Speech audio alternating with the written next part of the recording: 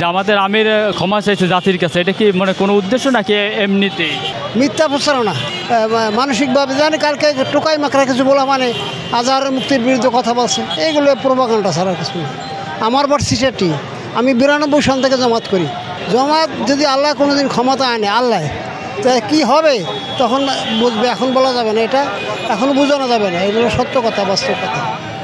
কাজে আপনারা সত্যের পক্ষে থাকেন, এটা আপনাদের প্রতি আমাদের বিনীত অনুরোধ।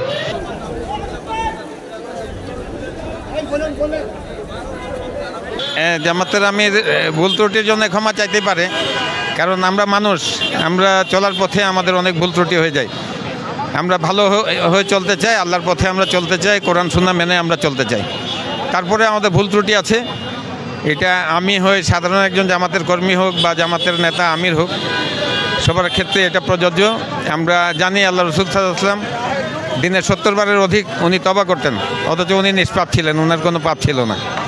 তো তওবা করা, ক্ষমা চাওয়া, এটা একজন ভালো মুসলমানের এটা গুণাগুণ হওয়া উচিত।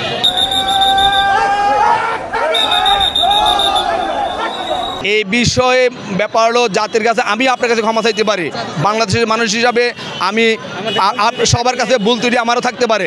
এই জন্য আমি যখন রাত্রে ঘুমাই তখন আমি সবার কাছে মাপ চাই, আমি মাপ করে দিয়ে ঘুমাই। কারণ হুজুর পাক সাল্লাল্লাহু আলাইহি সাল্লাম উনি ওনার সকল উম্মতকে বলছেন, তোমরা রাত্রে যখন ঘুমাও তখন সকলকে মাপ করে দিয়ে তুমি মাপ চাইয়ে তারপর ঘুমাও, তখনই তুমি জান্নাতবাসী হবা। তার কারণে আমাদের যত নেতারা যেখানে থাকুক না কেন সবাই সকলের কাছে মুমিন বান্দা হিসাবে ক্ষমা চাইতেই পারে। কোনো আবেগে চাইছে দেশের যাতে মানুষ সবাই মিলেমিশে থাকতে পারে, ভাই ভাই, পিছনের দিকে যাতে মানুষ আর না চাইতে পারে, সামনে সবাই মিলেমিশে থাকতে পারে, এই জন্য চাইতে পারে।